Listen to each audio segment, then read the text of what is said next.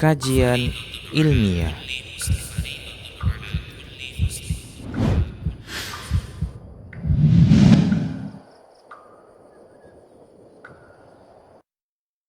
Bismillahirrahmanirrahim. Assalamualaikum warahmatullahi wabarakatuh. Assalamualaikum. Alhamdulillahirrabbilalamin. Wassalatu wassalamu ala rasulillah. Para pemirsa Rosyad TV, juga para pendengar radio stream Medan Mengaji, kita kembali di podcast Kaula Muda. Dan Alhamdulillah sudah bersama kita guru kita Ustaz Muhammad Permana Hafizahullah Ta'ala. Dan kita insyaAllah masih akan sama-sama mendengarkan faedah lanjutan dari podcast spesial Kaula Muda. Di pertemuan sebelumnya masih membahas tentang sahabat Nabi yang tercinta, yang mulia, Abu Bakar As-Siddiq radhiyallahu anhu. Dan mungkin langsung saja, dan nanti insya Allah kita selingin bertanya jawab bersama Ustadz di podcast spesial Kaula Muda seperti biasa. Dan jika ada yang ingin bergabung di podcast spesial Kaula Muda kali ini, bisa melalui line interaktif kita, atau nanti bisa langsung komentar di kolom komentar platform media sosial kita yang melakukan live streaming. Silakan Ustadz.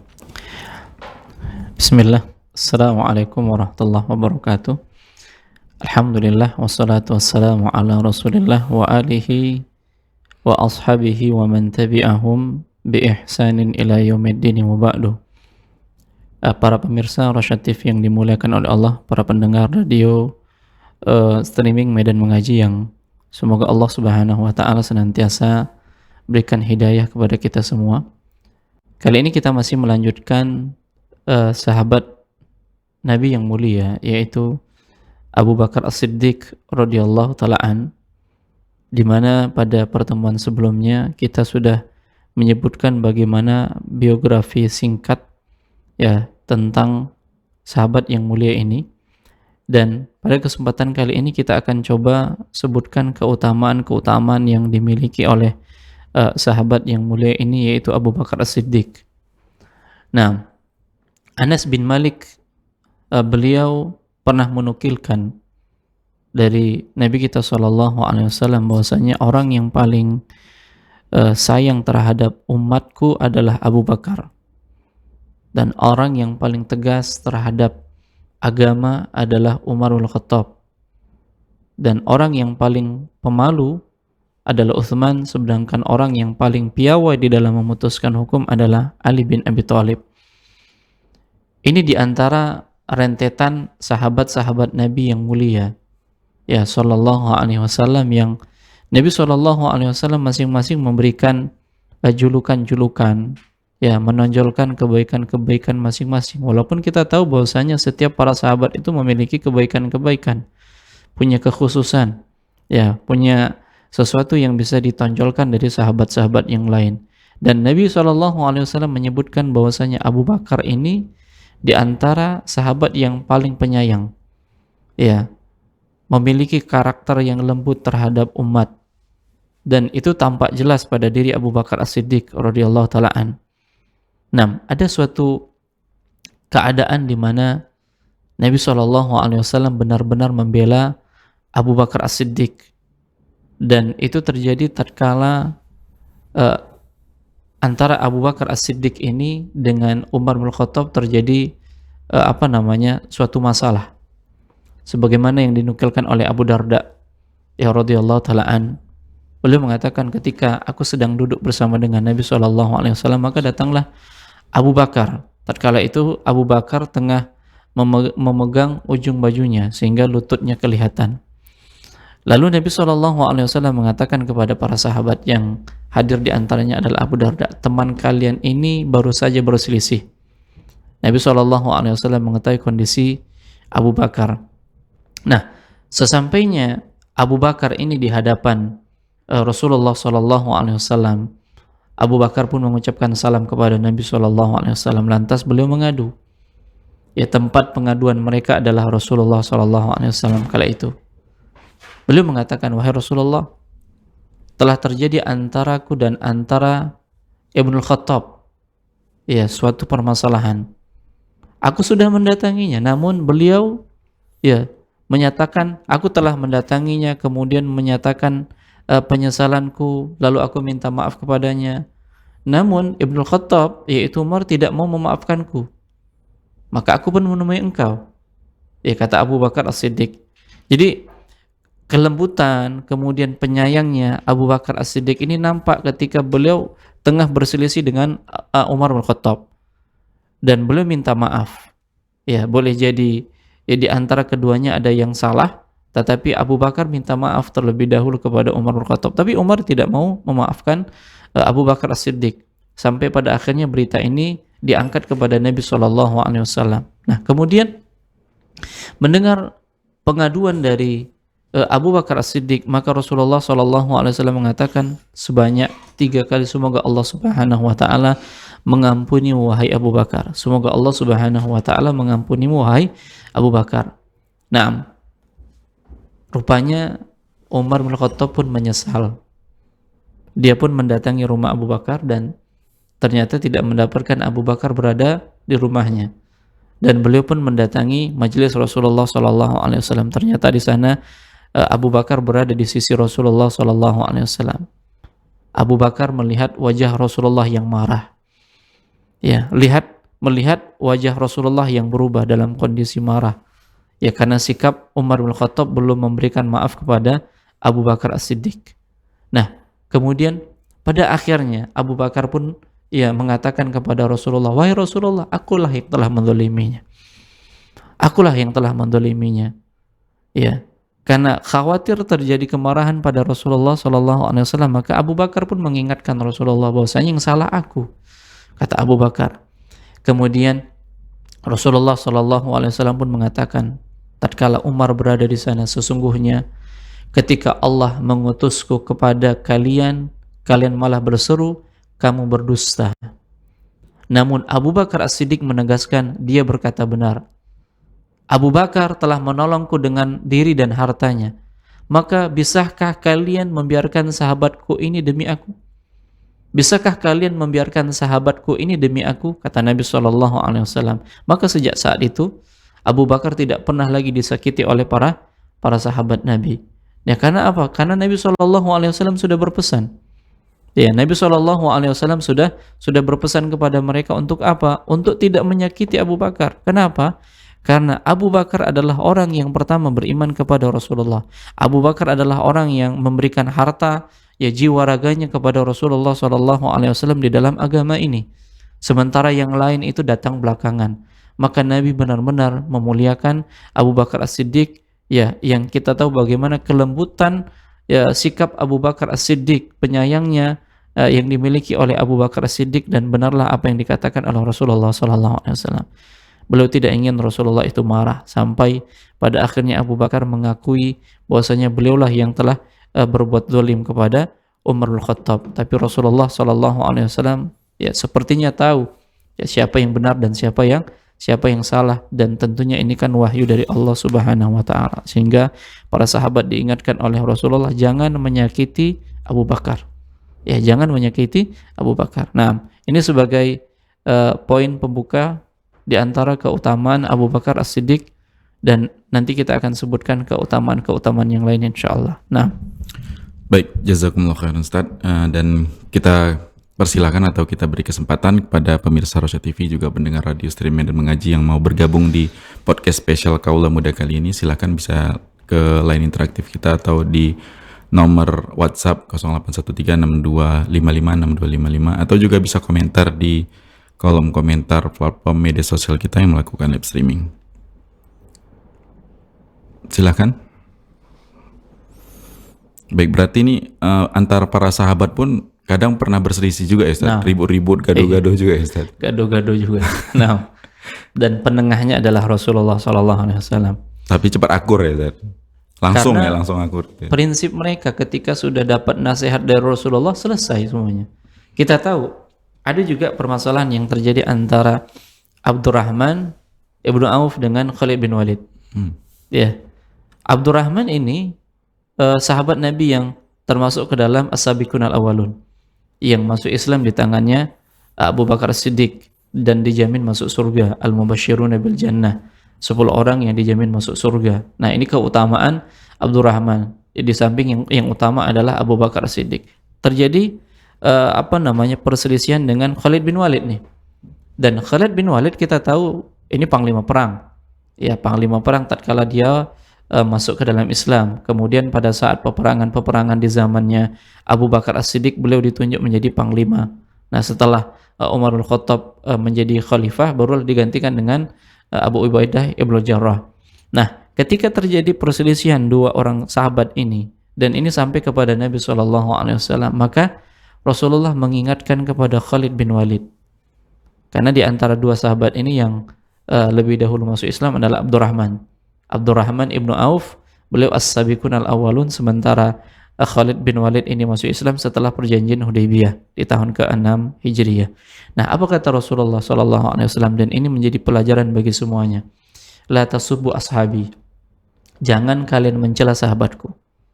Ya, jangan kalian mencela sahabatku. Pada dasarnya yang berseteru adalah dua orang ini, sahabat ini. Nabi mengingatkan kepada Khalid, tapi Nabi mengingatkan secara umum kepada semuanya.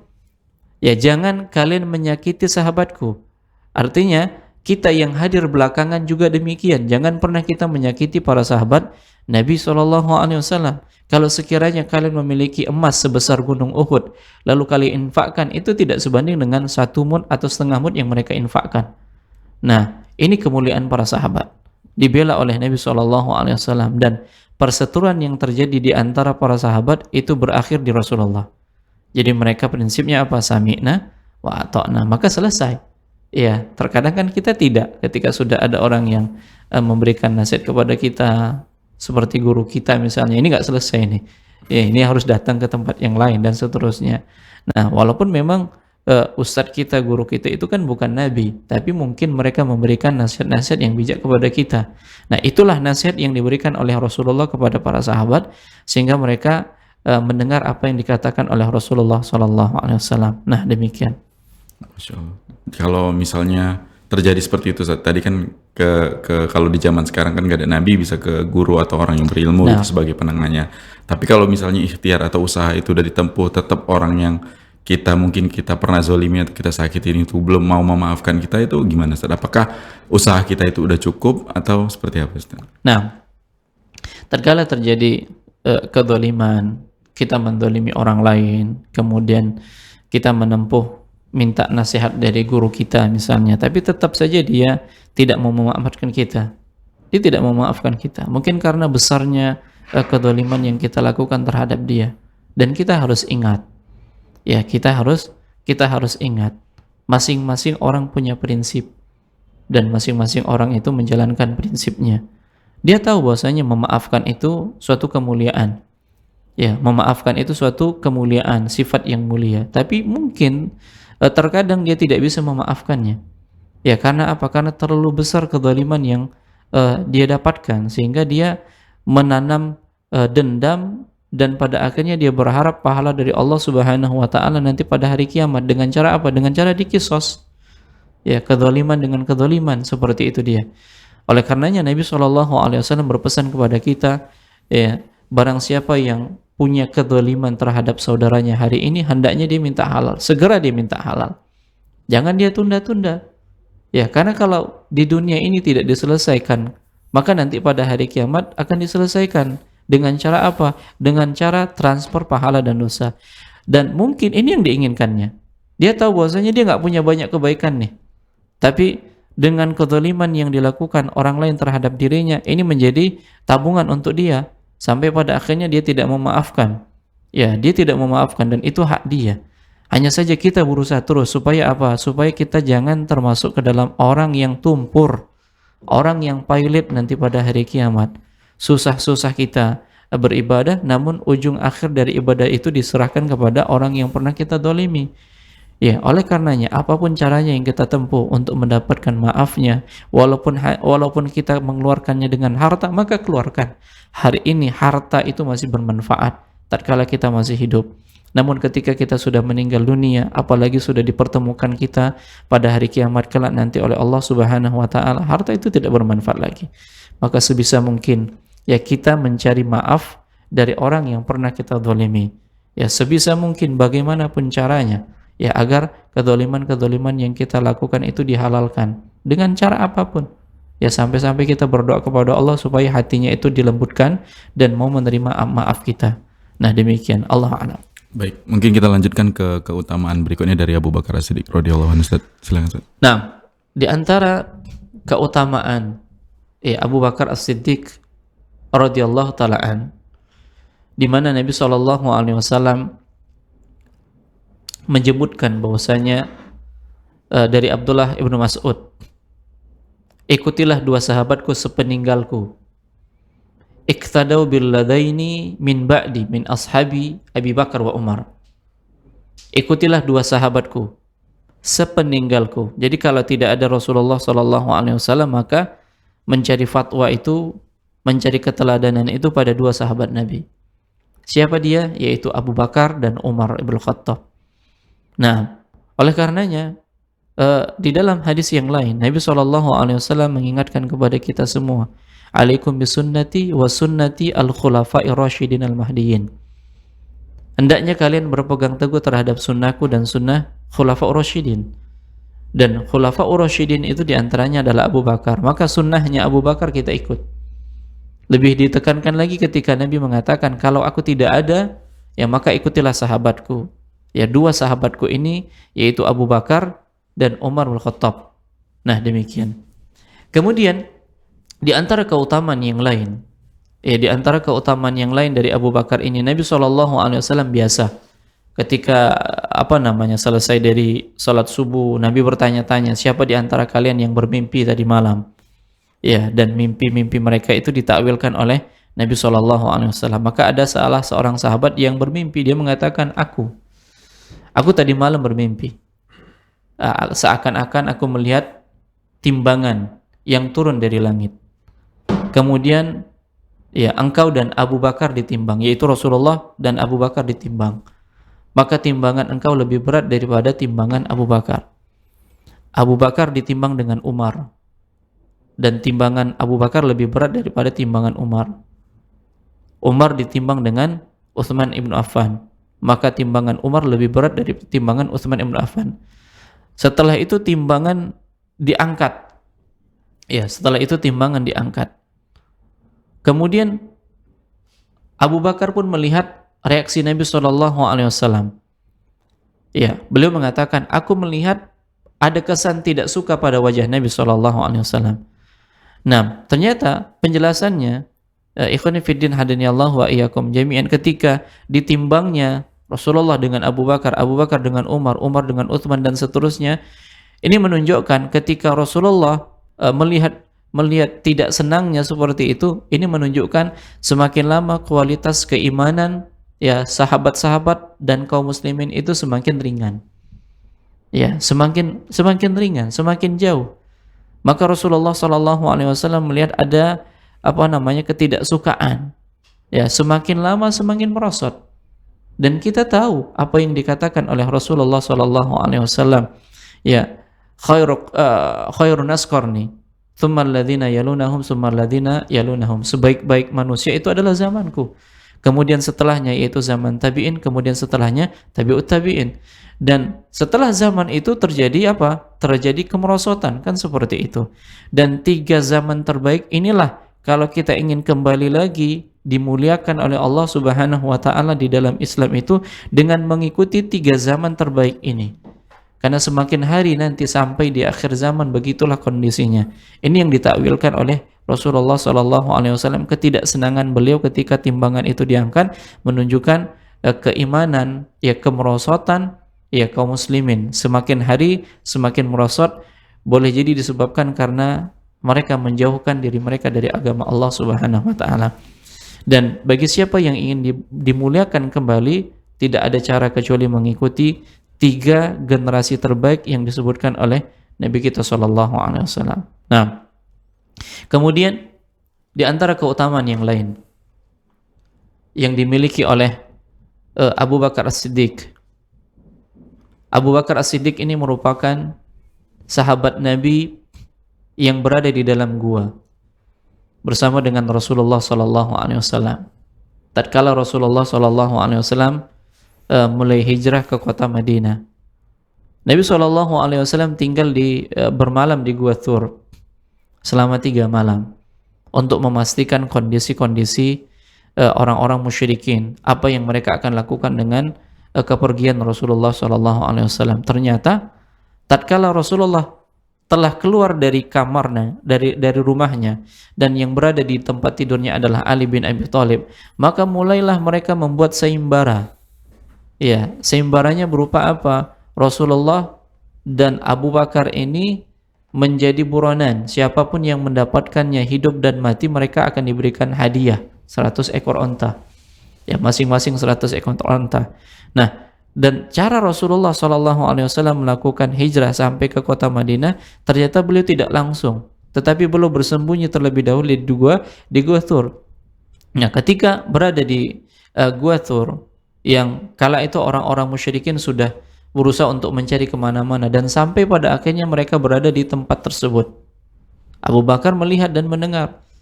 Lalu beliau mengatakan, ya sekiranya salah seorang dari mereka melihat ke kakinya, niscaya dia akan melihat kita. Lalu Rasulullah SAW mengatakan, untuk menenangkan Abu Bakar As-Siddiq, bagaimana menurutmu? Ya wahai Abu Bakar, jika hanya ada 2 orang sementara Allah menjadi yang ketiganya, ya bagaimana menurutmu? Kalau ada 2 orang, ya aku dan engkau, dan Allah Subhanahu wa ta'ala yang menjadi ketiganya. Artinya apa? Allah akan menolong hambanya. Ya, sehingga Allah Subhanahu wa ta'ala menjadikan mereka tidak melihat ke bawah kakinya. Ya, walaupun mungkin ada cerita-cerita yang mengatakan bahwasanya di mulut gua tersebut ada sangkar burung merpati, kemudian ada jaring laba-laba. Namun Syekh Muhammad bin Shalih Al-Utsaimin mengatakan bahwasanya tidaknya mereka melihat ke bawah itu karena pertolongan dari Allah Subhanahu wa ta'ala. Ya, karena pertolongan dari Allah Subhanahu wa ta'ala, penjagaan dari Allah Subhanahu wa ta'ala. Nah, ini keutamaan Abu Bakar. Sampai pada akhirnya Abu Bakar bersama Rasulullah di gua, dan Abu Bakar bersama Rasulullah di rumahnya, ya Aisyah radhiyallahu ta'ala anha, tatkala beliau dikuburkan, tatkala beliau meninggal dunia. Jadi teman Rasulullah SAW di dunia, dan teman Rasulullah SAW ketika dikuburkan, dan teman Rasulullah SAW ketika berada di surga. Ini keutamaan yang besar yang dimiliki oleh Abu Bakar As-Siddiq. Maka yang kita inginkan apa? Yang kita inginkan sesuai dengan hadis Nabi SAW, anta ala man ahbabta.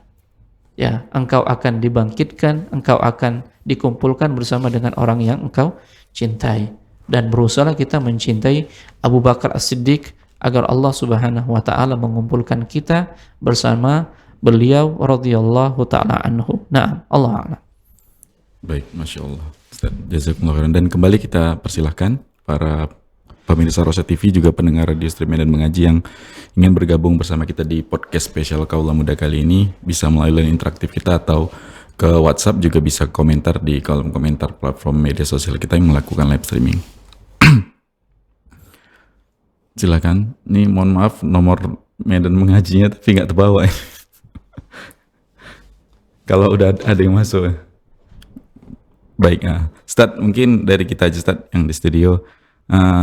Tadi disebutkan bahwasannya generasi terbaik itu ada di 3 zaman tadi Ustaz. Nah. Di zamannya Nabi dan para sahabat tentunya, setelahnya dan setelahnya gitu ya Ustaz. Nah, dan kita juga pernah dengar nanti Islam akan kembali berjaya gitu kan Ustaz.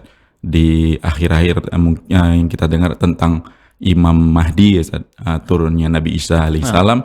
Dan apakah keadaan ini umat Islam itu seperti keadaan 3 zaman terbaik itu Ustaz? Dan benarkah hal tersebut itu menjadi salah satu tanda-tanda besar dari kiamat Ustaz? Nah, di antara tanda-tanda besar hari kiamat itu yaitu munculnya Imam Mahdi. Ketika terjadi kerusakan yang dahsyat, ya ketika terjadi kerusakan yang dahsyat kala itu, kerusakan di mana-mana.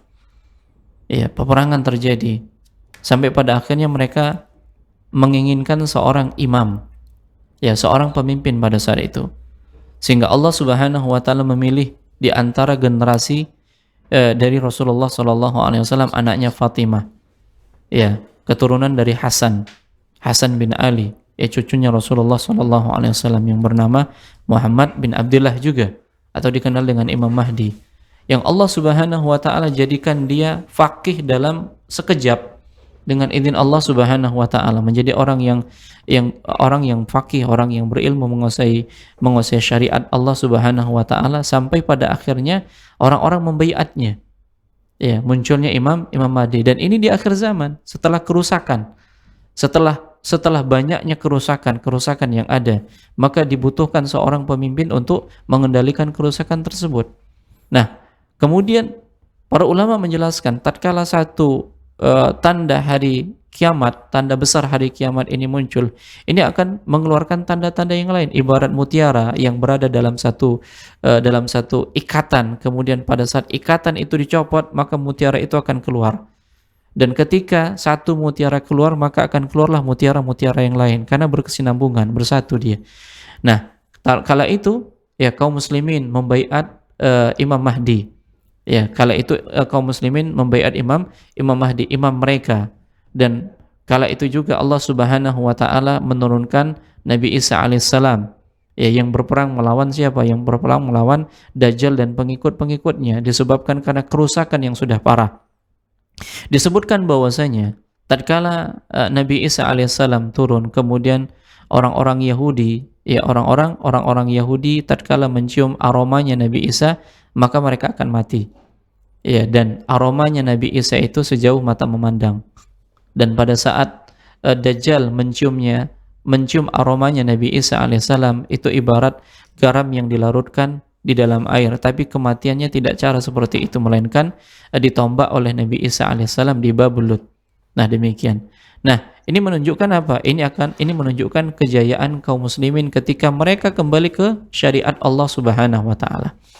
Dan yang berperang bersama dengan Imam Mahdi adalah At-Taifah Mansurah. Ya, kelompok-kelompok yang ditolong, yang mereka berpegang terhadap ajaran Rasulullah SAW yang murni. Oleh karenanya, kewajiban kita tatkala Nabi kita SAW telah mengingatkan bahwasanya sebaik-baik manusia itu zaman Rasulullah, kemudian zamannya para sahabat, zamannya tabi'in dan tabi'ut tabi'in, yang kita wajib mengikutinya. Karena apa? Karena konsekuensinya yang akan memerangi Dajjal dan pengikut-pengikutnya juga adalah orang-orang yang berpegang terhadap sunnah Rasulullah SAW, yang mereka berada di atas agama Rasulullah SAW.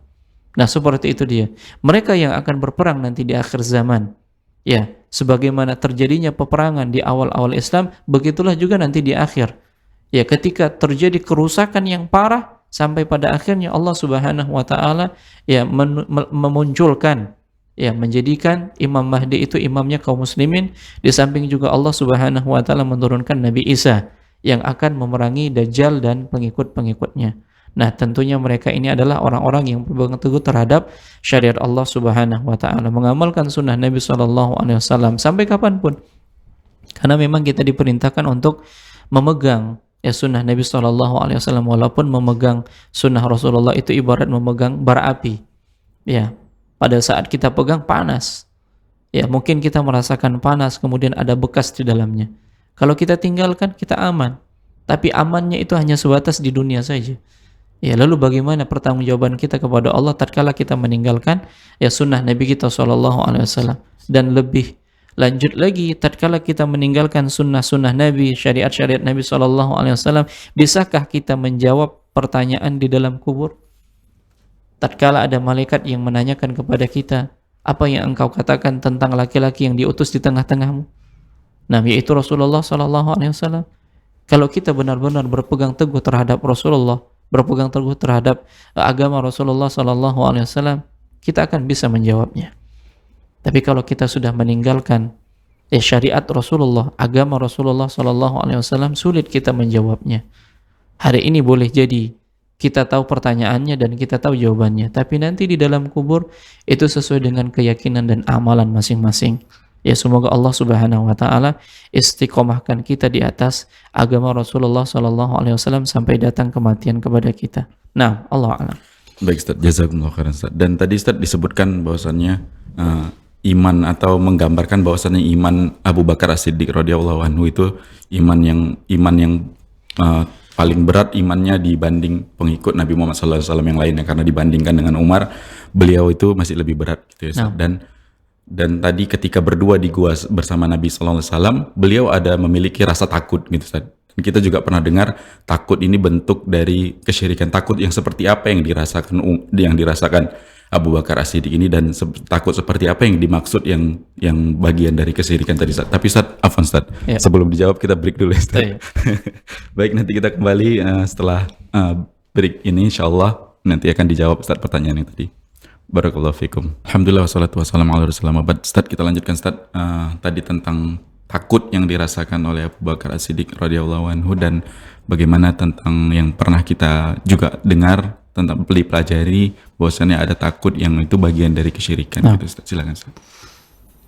Para pemirsa yang dimuliakan oleh Allah, berkaitan tentang takut yang dialami oleh Abu Bakar As-Siddiq tatkala musuh-musuh orang-orang musyrikin itu sudah berada di dekat Gua Thur dan menyampaikan kepada Nabi SAW, sekiranya mereka melihat ke bawah kaki mereka, niscaya mereka akan menemui kita. Sehingga beliau khawatir. Dan Nabi SAW mengatakan, Allah Subhanahu wa Ta'ala menyebutkan, la tahzan innallaha ma'ana. Janganlah engkau khawatir, sesungguhnya Allah Subhanahu wa Ta'ala bersama dengan kita. Para ulama menjelaskan, di antaranya Syekh Muhammad bin Shalih Al-Utsaimin di dalam syarah Al-Uthul Ats-Tsalatsah berkaitan tentang jenis-jenis takut. Beliau mengatakan bahwasanya takut itu ada 4. Ya, jenis-jenis takut itu ada 4. Yang pertama namanya takut ibadah. Dan takut ini hanya ditujukan kepada Allah Subhanahu wa Ta'ala. Rasa takut yang menjadikan seorang hamba itu ya tidak berani meninggalkan yang diperintahkan oleh Allah Subhanahu wa Ta'ala. Rasa takut yang menjadikan seorang hamba itu tidak berani mendatangi sesuatu yang diharamkan oleh Allah Subhanahu wa Ta'ala. Kalau dia meninggalkan perintah, kalau dia mendatangi larangan, pasti dia akan mendapatkan hukuman dari Allah. Sementara Allah disifati dengan syadidul azab, ya sangat keras siksaannya, ya sari'ul hisab, begitu cepat hisabnya. Sehingga ini adalah ibadah yang hanya boleh ditujukan kepada Allah Subhanahu wa Ta'ala. Kemudian yang kedua namanya takut syirik. Dan takut syirik ini adalah ditujukan kepada selain Allah Subhanahu wa Ta'ala. Rasa takut yang pada akhirnya menghalangi seorang untuk beribadah kepada Allah Subhanahu wa Ta'ala. Seperti takut kepada siapa? Takut kepada jin. Ya, takut kepada orang-orang yang sudah meninggal dunia. Seperti takut melewati kuburan misalnya. Contohnya, seorang yang tinggal rumahnya itu dekat dengan kuburan dan dia harus melewati kuburan itu pada saat dia harus ke masjid. Iya, rumah, kemudian kuburan dan masjid. Nah, kalau ternyata dia tidak jadi melaksanakan sholat berjamaah karena takut melewati kuburan, ada hantu segala macamnya, jin yang akan mengganggunya, maka ini jatuh ke dalam kesyirikan. Ya, takut yang syirik ditujukan kepada makhluk gaib yang pada dasarnya mereka tidak bisa memberikan manfaat dan kemudaratan, sampai pada akhirnya dia meninggalkan sesuatu yang diperintahkan oleh Allah Subhanahu wa Ta'ala, atau mendatangi sesuatu yang dilarang oleh Allah Subhanahu wa Ta'ala. Nah, ini masuk ke dalam kesyirikan. Kemudian yang ketiga itu takut tabiat. Ya, takut yang memang itu terdapat pada diri kita. Contohnya takut kepada musuh. Ternyata ini tabiat. Yang seperti ini diperbolehkan. Takut terhadap binatang-binatang buas. Nah, seperti itu. Yang seperti ini diperbolehkan. Dan ini tidak mengurangi kesempurnaan tauhidnya. Artinya tidak jatuh ke dalam kesyirikan. Nah, sementara yang keempat itu takut yang dihukumi haram. Contohnya apa? Takut kepada atasan. Nah, tatkala atasannya memerintahkan kepadanya suatu perkara yang itu kaitannya dengan perkara yang dilarang oleh Allah Subhanahu wa Ta'ala, dia takut menolaknya. Kenapa dia takut menolaknya? Kalau seandainya dia tolak, bakal dipecat. Ya, dia takut menyampaikan kepada atasannya bahwasanya ini salah dan seterusnya. Yang seperti ini adalah haram. Ya, berdosa hukumnya, tapi tidak jatuh ke dalam kesyirikan. Nah, seperti itu dia. Jadi jenis takut yang dijelaskan oleh para ulama ini ada 4. Dan yang dialami oleh Abu Bakar ketika beliau takut, khawatir, itu tabiat. Ya, takut kepada musuh. Musuh banyak. Ya, musuh banyak. Sementara dia hanya berdua dengan Rasulullah SAW, munculnya sifat itu, walaupun dikatakan iman beliau begitu kuat dibandingkan iman-iman yang lain, tapi ketika yang sifatnya tabiat, ya diburu, menjadi buronan, kemudian halal darahnya, kalaupun mau dibunuh kan seperti itu, maka inilah yang menjadikan beliau khawatir, dan pada akhirnya Nabi SAW menenangkannya. Ya, jawaban Rasulullah adalah jawaban yang menenangkan, bukan jawaban yang menghardik atau menyalahkan Abu Bakar As-Siddiq. Ditenangkan oleh Rasulullah SAW. Nah, demikian. Allah a'lam. Masya Allah. Baik Ustaz. Jadi kalau malam hari takut sama begal ini nggak ngilangi keimanan ya Ustaz? Nah, Mau pulang takut ada begal gitu. jadi ada dua ini. Kalau dia misalnya mau melaksanakan sholat berjamaah, dan dalam kegelapan malam seperti sholat subuh atau sholat isya lah kita katakan, ya sholat subuh lah yang memang kondisi sepi. Nah, dua kondisinya. Kalau ternyata dia takut mendatangi masjid sholat subuh disebabkan karena dia melewati kuburan, ini jatuh ke dalam kesyirikan. Tapi kalau ternyata takutnya dia melaksanakan sholat berjamaah karena khawatir begal, karena memang lagi marak-maraknya ya begal tersebut, maka ini tabiat. Ya, sehingga rasa takutnya itu menghalangi dia untuk melaksanakan sholat berjamaah, maka tidak mengapa. Ya, berbeda yang pertama tadi, yang dia takut dengan siapa? Dengan jin, dengan hantu, kuburan, goib yang nggak nampak kan, seperti itu dia. Nah, demikian. Baik, Masya Allah Ustaz. Ustaz, kalau jika masih ada maksudnya Ustaz, kita sambung ke keutamaan berikutnya dari sahabat yang mulia Abu Bakar As-Siddiq radhiyallahu anhu. Satu lagi mungkin Ustaz masih bisa. Nah, di antara keutamaan Abu Bakar As-Siddiq radhiyallahu ta'ala sebagaimana diriwayatkan oleh Abu Hurairah radhiyallahu ta'ala, beliau mengatakan, aku mendengar Rasulullah SAW bersabda, siapa yang mengamalkan dua jenis amal kebaikan di jalan Allah akan dipanggil dari beberapa pintu surga, yaitu beberapa pintu surga. Pintu-pintu itu akan berseru, wahai hamba Allah, pintu ini layak engkau masuki. Siapa saja yang melaksanakan sholat, maka dia akan dia dipanggil dari pintu sholat. Kemudian siapa yang bersemangat untuk melakukan jihad, maka dia akan dipanggil dari pintu jihad. Siapa yang bersemangat bersedekah, maka akan dipanggil dari pintu sedekah. Siapa yang bersemangat melaksanakan puasa, maka akan dipanggil dari pintu Ar-Rayyan. Kemudian Abu Bakar mengatakan, ya, tidak mengapa bagi seseorang dipanggil dari pintu mana saja di antara pintu-pintu itu. Adakah orang yang dipanggil dari semua pintu itu? Maka Rasulullah SAW mengatakan, ya, dan aku berharap engkau termasuk di antara mereka, wahai Abu Bakar. Jadi dengan kata lain, Abu Bakar ini dipanggil dari 8 pintu surga. Dan kita tahu pintu surga itu memiliki 8. Ya, 8 pintu. Dan ternyata Abu Bakar ini di antara sahabat yang dipanggil, ya, sebagaimana yang dikatakan oleh Rasulullah SAW. Jadi orang-orang punya kekhususan nih. Orang yang khusus sholat, dia akan dimasukkan dari pintu sholat. Orang yang khusus dengan sedekah, dia akan dimasukkan pintu sedekah. Jihad juga demikian, berbakti kepada orang tua, ya, kemudian berpuasa dan yang lain sebagainya. Dia akan dimasuki dari pintu khusus yang memang Allah mudahkan dia untuk beramal. Karena memang kita ingat perkataan dari Imam Malik, ya, Allah bagi-bagi rezeki, Allah bagi-bagi amalan sebagaimana Allah bagi-bagi rezeki. Ada yang dimudahkan untuk melaksanakan sholat, tapi puasa nggak mudah dia. Ya, ada yang dimudahkan sedekah, sholat tidak mudah dia. Artinya yang sunnah maksudnya. Ya, yang wajib tentunya harus dilaksanakan kan, seperti itu. Yang sunnah ini, nah ketika dia mudahkan dalam satu amalan, fokuslah pada amalan itu. Dan ternyata Abu Bakar ini dimasukkan dari seluruh pintu surga yang 8. Dan ini keutamaan yang dimiliki oleh Abu Bakar dari para sahabat yang lain. Nah, demikian.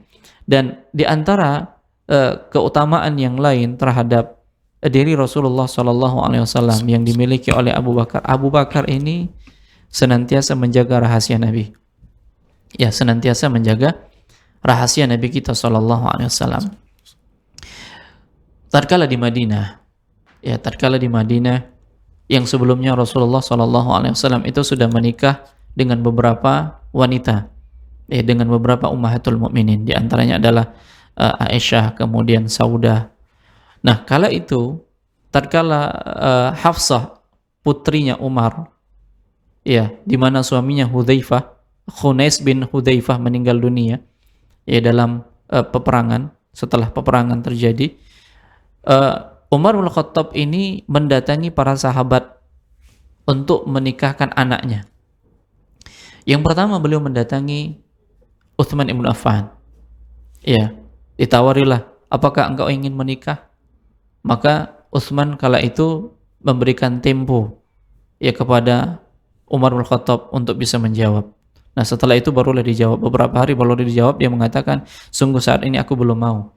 Ya, karena kala itu Utsman ibn Affan tengah kehilangan istrinya, anak Rasulullah SAW, Ruqayyah binti Rasulullah SAW. Nah, sampai pada akhirnya karena sudah ada jawaban dari Utsman, beliau menolak karena masih pengen sendiri, ya, masih sedih dengan wafatnya istri beliau, anak Rasulullah SAW, maka beliau menawarkan kepada Abu Bakar. Ya, menawarkan kepada Abu Bakar. Padahal ini anaknya kan seperti itu. Sementara usia mereka selevel nih. Ya, usia mereka sama gitu. Nah, dan mereka memberikan anak-anak mereka tidak lain apa? Mereka tidak ingin sembarangan. Ya, mereka tidak ingin sembarangan menikahkan anak-anak mereka kecuali orang yang memang sudah dikenal akan kesolehannya, walaupun usianya terpaut lebih jauh. Nah, tatkala ditawarkan kepada Abu Bakar As-Siddiq, maka Abu Bakar As-Siddiq diam. Kemudian Umar marah. Ya, Umar marah nih, ditawarkan kok diam, kan seperti itu. Nah, ternyata ketika tawaran kepada Abu Bakar ini tidak ada respon sama sekali, ya, berbeda dengan Utsman yang beliau sudah menyebutkan alasannya, maka akhirnya beliau pun mendatangi Rasulullah SAW. Dan Rasulullah pun mau menerima anak Umar bin Khattab, dan menikahlah Rasulullah dengan Hafsah. Lalu pada saat keduanya sudah menikah, Rasulullah SAW sudah menikah dengan Hafsah, ya, binti Umar bin Khattab, maka Abu Bakar pun menjelaskan, ya, Abu Bakar pun menjelaskan, sungguh ketika engkau menawarkan kepadaku Hafsah dan aku tidak menjawabnya, ya, pada dasarnya sebelumnya Rasulullah telah menyebut-nyebut Hafsah. Ya, Rasulullah telah menyebut-nyebut Hafsah di sisi Abu Bakar As-Siddiq. Artinya ada keinginan Rasulullah untuk menikah dengan Hafsah. Menikahnya Rasulullah dengan Hafsah tidak lain adalah untuk apa? Memuliakan Umar. Ya, sahabat Rasulullah. Sebagaimana Rasulullah telah memuliakan Abu Bakar dengan menikahi, ya, Aisyah radhiyallahu taala anha. Inilah cara yang dilakukan oleh Rasulullah terhadap teman-temannya. Ya, Rasulullah memuliakan Utsman dengan menikahkan anaknya, yaitu Ruqayyah dengan Ummu Kulthum, dan Rasulullah memuliakan Ali bin Abi Thalib dengan menikahkan anaknya Fatimah. Jadi 4 sahabat yang mulia ini punya kedekatan dengan Rasulullah, ya, mertua dan menantu. Nah, demikian. Nah, akhirnya, ya, Abu Bakar mengatakan, Rasulullah sudah menyebut-nyebut tentang Hafsah dan aku tidak ingin, ya, mendahulukan keinginan Rasulullah SAW daripada keinginanku. Sekiranya Rasulullah tidak ada keinginan terhadap Hafsah, niscaya aku akan menikahi Hafsah. Nah, begitu tersembunyinya ucapan-ucapan Rasulullah di sisi Abu Bakar As-Siddiq, walaupun hanya sebatas mengatakan kata-kata Hafsah, bercerita tentang Hafsah, berarti ada keinginan Rasulullah terhadap anaknya Umar bin Khattab. Beliau menyembunyikannya sampai Rasulullah benar-benar menikah dengan Hafsah. Padahal Abu Bakar pengen juga menikah dengan Hafsah, tapi Rasulullah telah menyebut-nyebut nama Hafsah. Di sini, ya, Abu Bakar tidak mengungkapkan rahasia Nabi SAW, bahkan kepada Umar sedikit pun. Ya, pada saat Abu Bakar tidak menjawab, Abu Bakar tidak menjelaskan kepada Umar bahwasanya Rasulullah menginginkan, sampai, ya, Umar bin Khattab sendiri yang menawarkan kepada Rasulullah SAW. Nah, ini sekelumit dari keutamaan Abu Bakar As-Siddiq, dan kita katakan pena tidak akan bisa menuliskan semua keutamaan Abu Bakar As-Siddiq, karena Islam, yaitu berterima kasih dengan Abu Bakar As-Siddiq atas pembelaan dakwahnya dengan Rasulullah SAW.